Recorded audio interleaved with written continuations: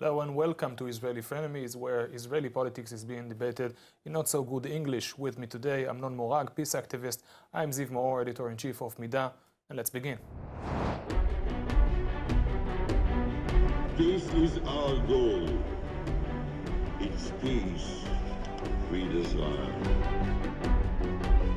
שבו נכללה תמונת לחיצת היד בבית הלבן, כן, זו עם ערפאת, תחת הטיית הפועל בגד. יש לנו רצון עז להאחז בארצנו, יש לנו רצון עז להבטיח את עתידה של מדינתנו.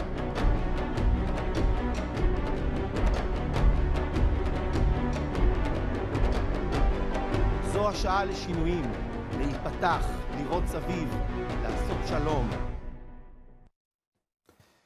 This week saw the official memory ceremony for the late Prime Minister Yitzhak Rabin, who was assassinated 23 years ago.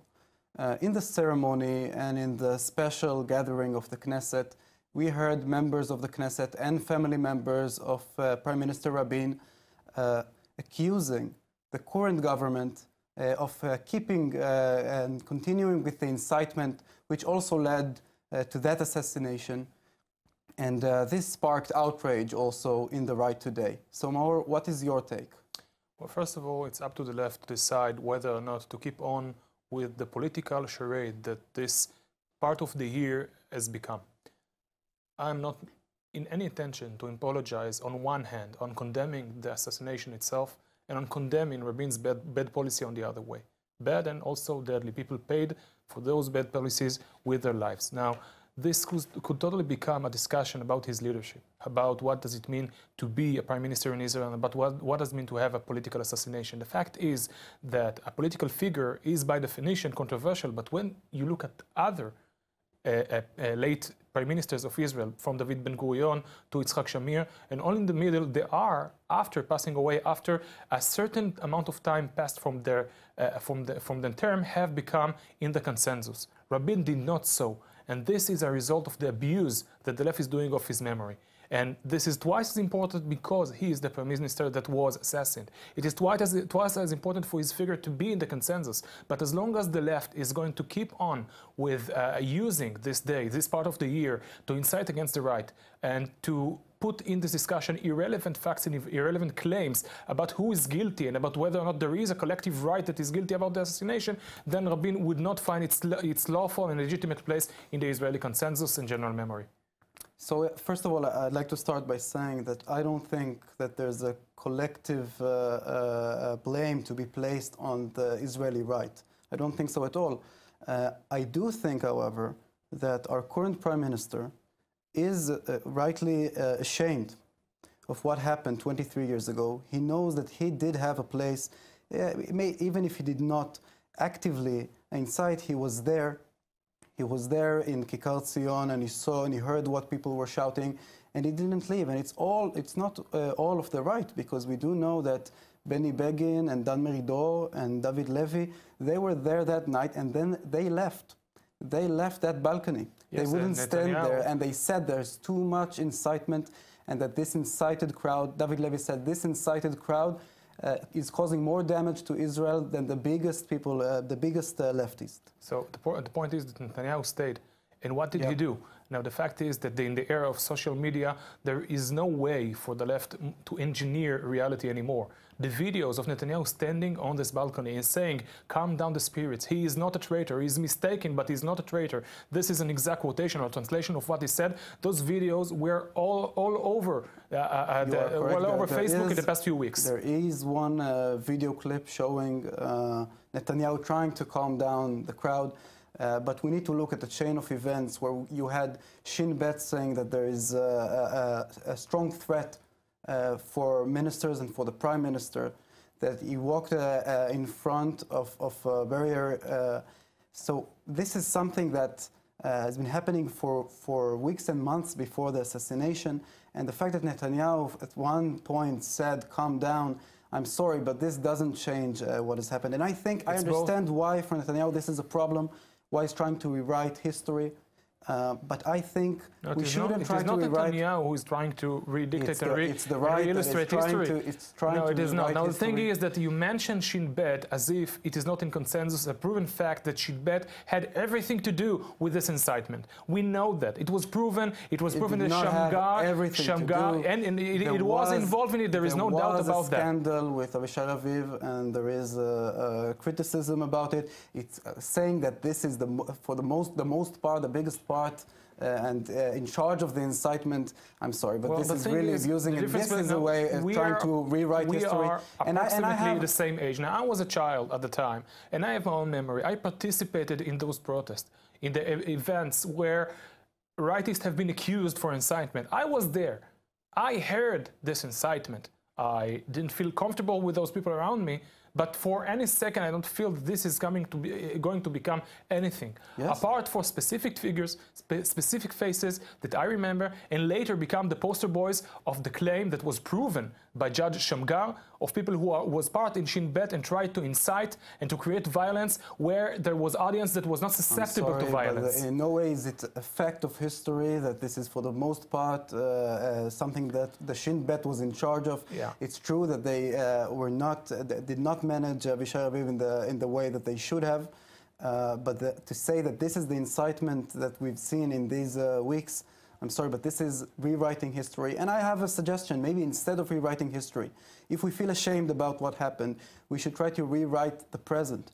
Maybe today Netanyahu can stop branding everyone which is on the left as traitors. He does not Maybe do so. Today we can try to come together on an understanding that we can be opposed to each other, we can disagree respectively. Yeah, without questioning the allegiance of the other side. I'm completely agree with you. This is something I should have happened 22 years ago. We should have learned the lesson, and we didn't. So now you expect us that it's time for the left to understand that criticism is a completely legitimate thing in a democracy. Saying that people are traitors. And treating any kind of criticism as if it was incitement. Well, it's not a way to have a discussion, and this is what the left is doing, not only in Israel, but also in the US. Saying that someone is a traitor. Is this inciting? So let's focus on this word, traitor, which I think is way overrated, but let's keep with this overrating and say, who treated a leftist or referred to a leftist as a traitor in nowadays politics? Who? You can say, please, as much as you want. We are hearing it all the time, and we're seeing it from people who are the speakers for Netanyahu, such as Ricklin and others. They are talking about left-wing people as traitors. Mm-hmm. We heard even the woman from Kiryat Shmona that last week she was too boring for Netanyahu.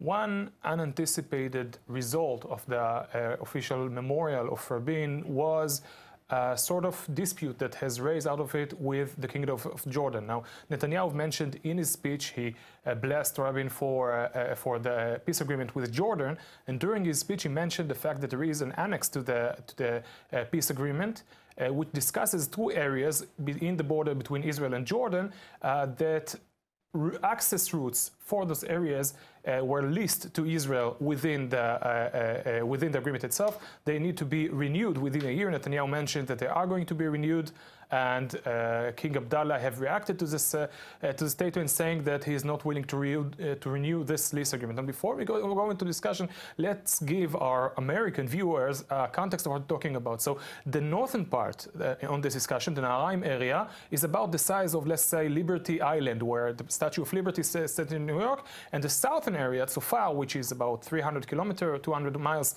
south from there, is about the size of Staten Island near New York. This is about the size of the areas we're talking about. It's not a significant portion of lands. Those are private lands owned by Jews, and given that this is the fact, Jordan has agreed to lease access routes to those Jewish soils in order to allow the agriculture development of it. This is what we're discussing. Now, what's your take on that? Well, I think, of course, this doesn't really demonstrate that we have very good relations with Jordan today. But I do think that we don't need to be hysterical. It's clear that this is only the beginning of negotiations about this, and Israel has leverage, things that it can give and things that it can withdraw as well from the agreement. So I don't know how this will end. I'm willing to bet that there will probably be a solution that will hold and preserve these annexes. But I think this is a good opportunity to talk about something bigger. Because today, as opposed to the 90s, our interests are aligned with Sunni Arab states in the region like never before. Today we have shared interests regarding Iran, regarding economics, Syria to some extent. So today to think that we are at a point where we need to work really hard to preserve the agreement that we had in the 90s, this is not what we should be doing. We should be now working on adding annexes. We should be broadening the agreement. I agree with you that leveraging the common interest that we have with the Jordanians right now is a wise thing to do, but I'm not as optimistic as you are regarding to those two annexes, those two portions of land. Well, first of all, because legally, for example, Israel's biggest commitment to the Jordanians, which is delivering some of the waters of the Sea of Galilee to Jordan, is within the agreement itself and not within an annex. So for us to negotiate it, it's a bit complicated. But there are two things within the premise of this discussions that needs to be addressed. First of all, this is a Jewish land. It is a privately owned Jewish soil. Now, the fact that Israel needs to lease from the Jordanians pathways to private soils in order for Jews to be able to work the soils, to agriculturally work them, shows how complicated the situation is. Now, the fact is that not so long ago we had Peter Beinart trying to come into Israel, and the denial of him coming in caused some kind of discussion. Whenever a Jewish person is crossing the border completely legally into Jordan, his belongings are being checked. If there is a tefillin there, or a kippah, or a tzitzit, he will not be let in. Jewish items... I don't know about this equivalency. I would hope that Jews would be treated in Israel better than they are in Jordan in any case. When we are discussing common interest with the Arabs, we must first of all address the fact that the anti-Semitism on those areas is so high and so severe that you're not even allowed to take tefillin in the bargain. It's being treated as if it is a bomb. So I wasn't aware of this, and it's interesting, but I don't think that in general the geopolitics are probably a bit stronger than this specific case of anti-Semitism, maybe belonging to or prominent in the border patrol or something like that. I don't know about it. It's interesting. But I'm looking at the broader picture, the geopolitics here. And I think that we have an opportunity for relations with the Arab world that we're not exploiting today.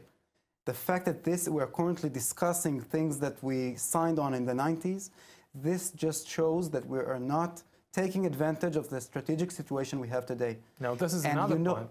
And I want to say, the reason that we are not exploiting this is because Netanyahu is politically constrained by the settler movement, by being able to go for a broad regional strategic move, and he's not doing it today, responding to the Arab Peace Initiative, negotiating about it, being able to promote, even if it's not possible in the coming few years, promote a Palestinian state. I should have guessed that this is where you do it. The fact is that the settler movement does not interfere whatsoever with leveraging Israel's advantages within the Middle East. The fact is that as long as we have, of course it does, as long as we have the current administration, Netanyahu cannot do anything without Naftali Bennett. Yes, this is the truth, but the fact is, especially because he's under criminal allegations. And for that reason, he needs the support of the settler movement, and he cannot He needs not only the support of the settler movement, but also the support of the Israelis who back the settler movement. He needs Bennett, and he needs Bennett's constituencies. This is the fact. This is how democracies work. Now, the thing is that this does not, this is the political constraint, and I'm observing this is the political. Let me finish the point. This is the political situation, not the geopolitical situation. When you go to the geopolitical sphere, when you go to the relations and the common interest.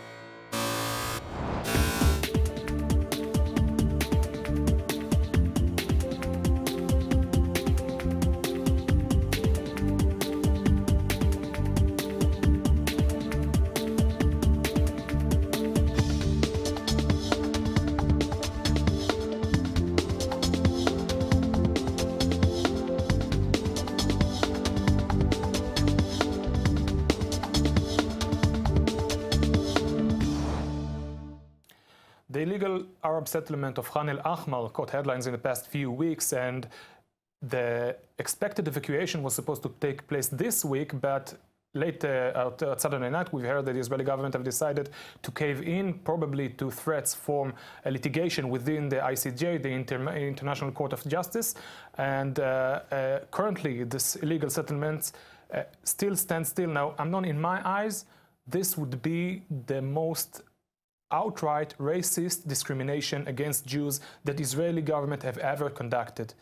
Israeli settlements in legal situations not nearly as severe as the situation of this specific place have been demolished to the grounds, even without due process. Now, once this is what is the Israeli government doing, it's completely good only because we're talking about an Arab settlement. This is racism. This is something that I, as a voter of Netanyahu, of this government, am not willing to accept. So let's try and talk about this equivalency that you are trying to draw between this situation and the situation of Jewish settlements in the West Bank. This is a false equivalency for many reasons. Well, for the first part, we're talking here about state-owned lands and not private lands like we've seen in settlements that were evacuated. There's no settlement that was on state-owned land that was evacuated. Actually, there was. Not in the past few years, but in many cases. Is not happening. Usually in cases, the equivalent thing would probably be Rechalim, for example, which was settled, right? And now it's a legal settlement. So this is the first thing. Second of all, settlers are Israeli citizens. They vote for the Israeli government. The citizens, the inhabitants of Khan al-Ahmar are not. And the situation we have here is a situation that while we don't recognize it as so, as a country, and also our Supreme Court does not recognize that the land is occupied, everyone else, politically and legally in the world, holds this land to be occupied. Well, let them hold it. And this is the difference, because when you have land, for example, Mendelblit, General Attorney of the government. Yeah, in the same meeting of the government that addressed this, what he said was very gently that a coerced evacuation will harm Israel's defense in the International Criminal Court. This is because everyone understands that in international criminal law and international law of occupation, it's impossible. So this means two things. This means two very sad things. One of them being that Israel is not, in fact, a sovereign state, and its decisions are not being respected by the international community, which is something that, once again, I'm not willing to accept, because as I am completely aligned with Europe's right to determine whether or not she sees Israel's holding in Judea and Samaria as legitimate. But on the same hand, I'm a citizen of a democratic state. I sent my government to do this and that, and they have no legal. Now, if they are, in a democratic state, if they are, if any way, in any manner, disagree with Israel's policy, well, this is out of their sovereign soil, regardless of anything. So if they're not willing, they see this as out of our sovereign soil. So what we have here is, we're a democratic country, and we have two different legal systems that you apply and subject people to on the basis of ethnicity. And this is something that it's not on the basis of ethnicity. It is not. It is completely not, because they are Israeli Arab citizens, right? Let me finish, please. So people are born in the same place in the West Bank. If you're a Jew, if you're a Palestinian, if you're Israeli citizen, or if you have political rights. So in any case, I believe this situation is justified, but the only thing that can justify it is self-defense. So we have a right to occupy this land out of self-defense. We have a right to hold on to it until we can be reasonably certain that it will not be used to launch a future attack against us. No, we have legal and historical right of this. We do not have a right, however, so we're talking to change the demographics. We don't have a right to build settlements there. Oh, yes, we do. This is a Jewish Israeli soul. It should be governed by the Jewish nation. As for the civil situation, I say it here, and I say it again, those people should be Israeli citizens with equal rights, as long as they forfeit their racist, anti-Semitic Palestinian national dream. As long as this issue is sorted, to be a minority.